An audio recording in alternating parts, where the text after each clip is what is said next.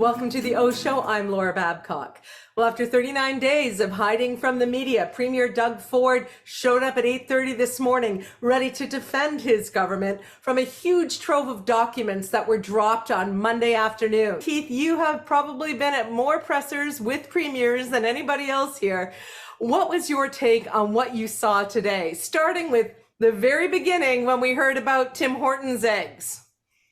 Oh, all of it. Going to Timmy's going to do this. I mean, just trying to play the folksy card at a time when it's clearly just not working. I mean, 7,000 pages of FOI documents that clearly show there was a heck of a lot more known, it seems, by cabinet ministers in the premier's office than they've all denied that this ever happened. I thought his news conference 6 weeks ago, the last time we talked to him in Niagara Falls, when he did the big climb down on the Greenbelt lands and was putting them back, I thought that was one of the worst performances I've ever seen by a premier. Today may have topped it. The attempts by him to just answer any question but the one he was asked. I mean, there were 18 ministerial zoning orders given out to guests at your daughter's wedding. 2 of them sat at your table. Right. What have you got to say to that? Well, we want to build houses. Right. That lower interest rates. Olivia Chow is a wonderful human being. I mean, he was just pulling things out of midair.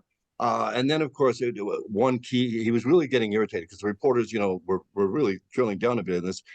The premier, you denied having anything to do with the selection of these lands, with the forced urban expansions. And it seems these documents seem to directly contradict that. I mean, did you lie? Are you being honest?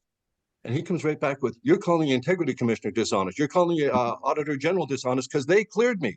You can't go around doing that. Well, perhaps they cleared you because they have to take your word. The RCMP does not. They go a little bit further, and that was the point of the question. How do you feel now that, because you always promised to end the corruption, the Liberals are corrupt, you're going to go in and do it. How do you feel about being investigated by the RCMP? Well, we're going to build homes. Did you lie to the integrity commissioner? I have the utmost respect for the integrity commissioner. It was just, even if it wasn't answered close to the question that was being asked, it was not answering any real questions. It was, I guess he felt he had to come out. Someone can say, you can't go. This document dump yesterday by the environmental groups that got all these FOI, even though these documents are heavily redacted, the questions they raise, are just myriad, and they go right to the very heart of this scandal.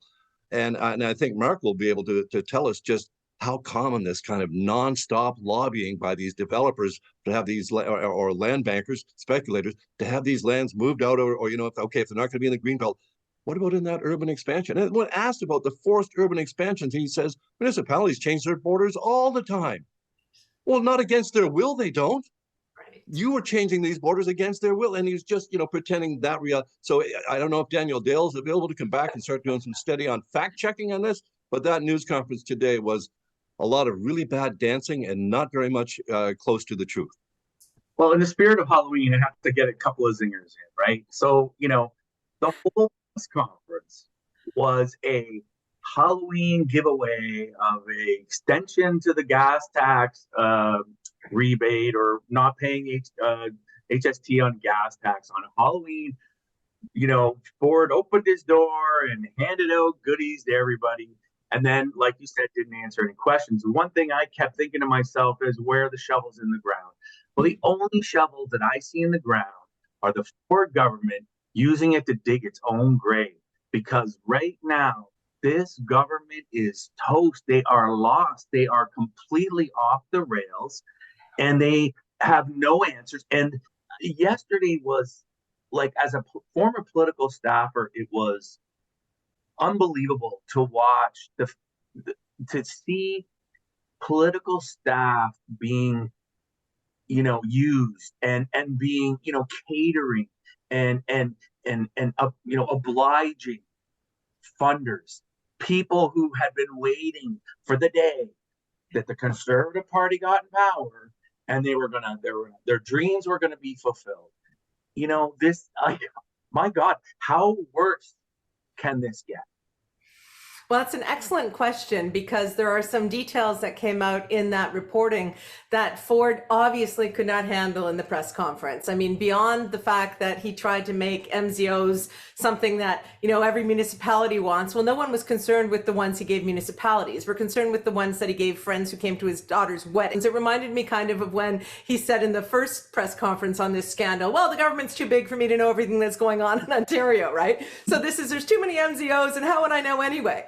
And so that was his answer for that. On everything else, housing, housing, housing. But when it came to a question about, a meeting in Hamilton, a meeting that came out in yesterday's revelations, he couldn't recall. When someone says they have no recollection, when clearly they could have been briefed on it, reminded about it, discussed it in house, what signal does that tell you about the significance of that meeting in Hamilton? Because it does change the timeline, or it puts into question the timeline. Absolutely, it does. And it's not only a meeting.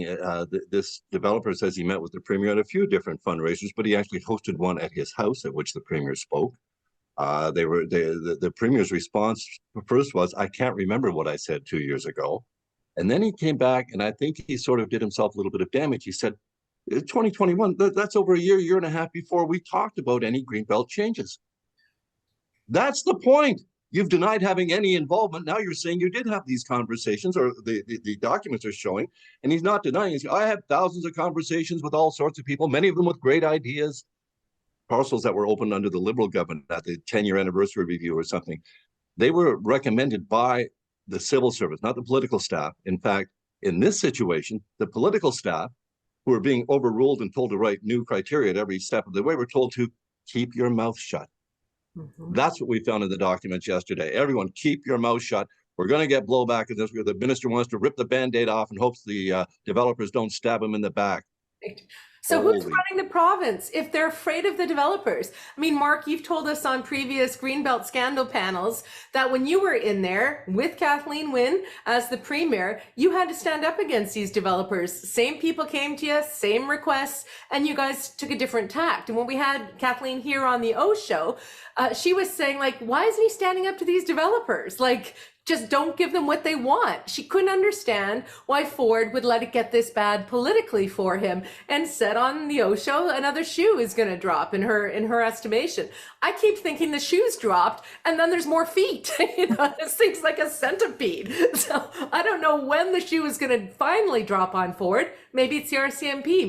They wanted this so bad. It's like they all flew too close to the sun on this, and they've got burned. Like, they got burned so bad by their greed and by their impatience, and the fact that they had speculated on land and they weren't going to get paid off. Whoever Ford is in fact talking to on his cell phone, whose records I think we're still trying to get access to, what would you imagine those phone calls might be like with the giant document drop yesterday? Because there was a whole lot of names that came out, and we're still combing through the 7,000 pages. Well, there's nothing like going through the names of these companies and all their executive officers, and then checking them against the political donations lists. And boy, do they max out. And not just one or two people max out, like 10 or 12 people out of these companies will max out their political donations, especially to the Conservative Party. I don't think there's anything necessarily wrong with that, but it certainly looks, we know where an awful lot of money comes in, certainly at the local level, the municipal level. Developer money is heavily into politics. And of course, we're seeing it at the provincial level as well. And when they stand to make billions of dollars by getting a piece of land classified differently, we can understand why. This government, I mean, they've already admitted it was a flawed process to take out the Greenbelt lands. They're going back in. It was a flawed process to force the urban boundary expansions on the same time against the municipality's wishes, the same day eventually.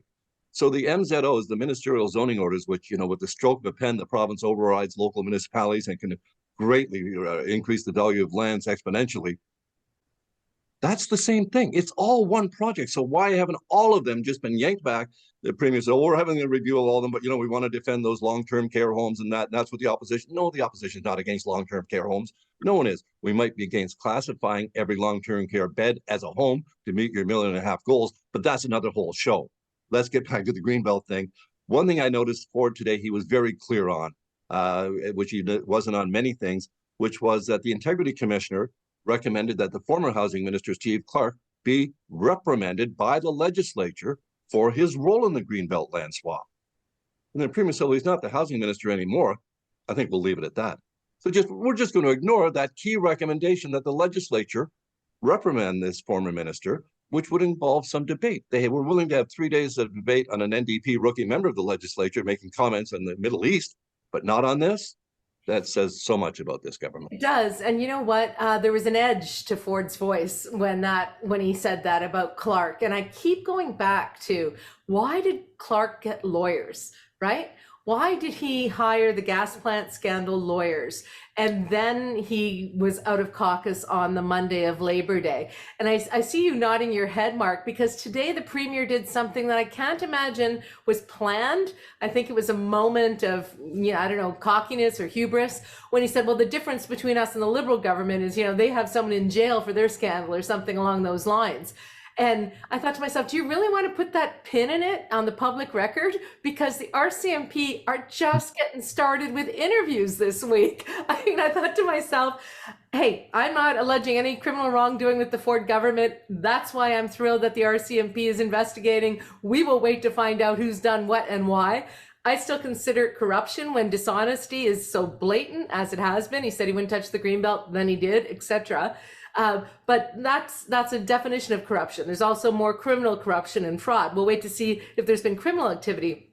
But Mark, I just thought, what a weird swipe to take when the RCMP is breathing down your neck. Your thoughts? Curious benchmark to lay down. That's for sure. That's the threshold in which you have no idea of knowing if you will far surpass that, and then the opposition can come back and use that against them and saying, well, you said someone was arrested. You have multiple people who have been arrested and charged in this really, really curious moment. You can tell that he's off. This has got to be eating him from the inside out. That, I go back to that video of him with the developers back before the 2018 election when he was like, we're going to open up the Greenbelt, not all of it, but a big chunk of it. And it's like, it's like he's like a kid who, his hand is caught in the cookie jar. He's been caught and he doesn't know how to deal with this. He seems completely unable to reconcile with the fact that he has been caught and that this is It reminds me a little bit, I don't know if you've seen that Homer Simpson thing where he gets his hand caught in the Coke machine and they send the fire department, they're about to chop off his arm, and then one of them says, are you still holding on to the can, Homer? Right? So it's like, it goes back to that thing Kathleen Wynne said. Why is he giving so much energy to a scandal that's so damaging when he could have just said to the developers, sorry, no bueno, it's not going to happen, right? So does he not realize that this thing isn't getting better, it's getting worse? Does he not understand that there are more requests coming and there are an RCMP investigation?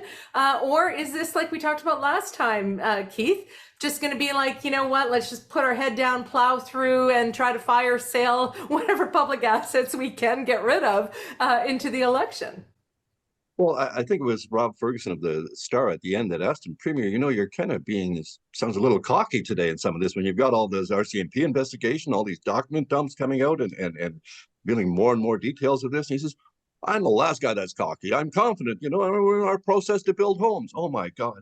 And then again, he went into it. If you're going to give me 800,000 new people a year, last year, this year, next year, first of all, stats can come out. I think it was 500,000, which admittedly is a heck of a lot of people to absorb it a year. No one said we're getting 800,000 every year for the next 4 or 5 years, which is what he's saying. He's trying to create, a more urgent crisis. Let's get back to this building homes, building homes, building homes. He honestly thinks that as a defense is going to work for him. And it may to some degree. I mean, we saw when they reversed the, if you do the right thing, even, eventually people will give you credit for it. They absolutely respected him for flip-flopping and going back down and putting those Greenbelt lands back in and making them tougher to get at. That was the right move. But now, in the face of this, as you say, talking about someone, going to jail, really? You want to raise that when the Mounties are literally this week setting up investigations with your staff, former staff, and cabinet ministers? Holy cow, I wouldn't be talking about that. No, and you know what? I think the idea of, yes, housing's a great goal, awesome, just like stopping the gravy train was a great slogan and a great goal back in the day. It's catchy, and people believe that he really is focused on that. But that doesn't negate all of the other things that are happening, right? It doesn't. Someone said, follow the gravy stains. And I thought that was perfect. Now I'm thinking back to the whole egg introduction at the beginning of the presser. I lost my lunch. Thanks, Keith. But you know, so either he doesn't understand the magnitude of this, or there's some reason that he can't walk away from some of these things. I mean, they gave back the Greenbelt, then they reversed on the urban boundaries. Now we want to push, of course, for the MZOs and Ontario Place deal. That's next. And the 413 ties a lot of this in. I mean, it just feels to me like he's just trying to run out the clock, just head down, housing. Let's just stipulate, gentlemen, we all want housing. We're in a housing crisis in this province. We need a lot of houses, a wartime effort. Olivia Chow's got a big plan. I hope he supports it, but it's not about the Greenbelt, and it's not an excuse for what looks like malfeasance. So just to you, Mark, where do you think this goes next? And then we'll end with Keith. I just think we're in for a long road of revelations that are going to keep poking at this government, keep discrediting them. You know, I've talked to some friends of mine who are in conservative circles who have admitted to me that they are already accepting the fact that they will not win the next election. They're already reconciling with that, and that was, you know, I've never thought I'd hear that. You know, I thought that it would be that typical, we're going to battle through this. Don't worry, people don't care about this stuff. You know, we'll give them all kinds of goodies when election time comes. We'll get reelected again. But literally, and then I thought about the Janet Ecker thing that happened this weekend, and I thought that's a good example of, you know, anybody who's trying in the conservative circles to say, listen, Doug, like, man, like, you got to get your shit together. And what happens to her? She's turfed. She's turfed off the Metrolinx board like that. So they are cutting anybody and everybody who dares to question them. So that tells me we're in for a wild ride of more and more and more Greenbelt scandal panels. Desperate times lead to desperate measures, like this morning's press conference and what happened on the weekend. Keith, where do you think that this goes for them? It's going to keep going downhill because their stories keep changing, or at least their stories are never supported by the evidence and facts that we learn later. So they then have to revise their stories, whether it's the fabled trip to Vegas or the dates for the premier meeting with developers and who was at the wedding. And by the way, we noticed some of these developers who met with the premier or different fundraisers. Oh yeah, I bought, 4 tickets to the Stag and Do. I didn't go to the darn thing. Right. Yeah, but I dropped $600 for tickets. Mm-hmm. All of it still just has that permeating stench that just is not going to go away. The government's going to take it on the chin in question period for sure. 7,000 pages of redacted documents still raises some considerable questions. And I'm sure the Mounties are going through those very same documents. So all of this, the ministerial zoning orders, all of it is going to keep spilling out. And if it, the government has very little defense in all of this, other than, we were committed to building homes where our goals were honorable, unlike those liberals with the gas plants, very dishonorable. As if they're not trying to save their political ass at this point. But it's got to hurt when you come out and say, I'm going to keep, 10 cents a liter off the price of gas, and no one even asks about it. Do you know what? The ends don't justify the means, not when you're serving the public, not when there are standards we expect, right? So no matter how many houses they get built or don't get built, it's separate and distinct from how they are treating this province like fools, how they are not, their story didn't even last an hour after the press conference before the Star and the Spectator had breaking news contradicting what was said. I think the Hamilton not meeting, conversation, whatever, it keeps morphing. I think that's something to watch because that goes right to timeline and involvement, but there is much, much more. Gentlemen, I thank you both so much for scrambling the jets to get here today to respond to this press conference we didn't see coming even 20 hours ago. So thank you both for being on the panel. And it sounds like we're going to have you back again soon, because who knows what's next in the Greenbelt, Ontario Place, 413, and all the rest of it. Have a wonderful Halloween week, everyone. And if you're watching the OShow and you're loving it, subscribe and we'll keep bringing you the great content. And thanks for all your feedback on social media. It's been tremendous. Take care, guys. Happy Halloween. Take care. When you care about current affairs, it's on the wanna get clear what's going on here, it's on the OShow. If you like to stay in the know, tune yourself into the OShow. It's the OShow. Laura Babcock's the OShow. With a lot of great guests, she puts them to the test on the OShow. There's no doubt they'll be calling them out on the OShow. Stand for something or fall for it all. Ontario, hear the call of the OShow. It's a podcast, the OShow. Laura Babcock's the OShow. Stay informed with the OShow, OShow.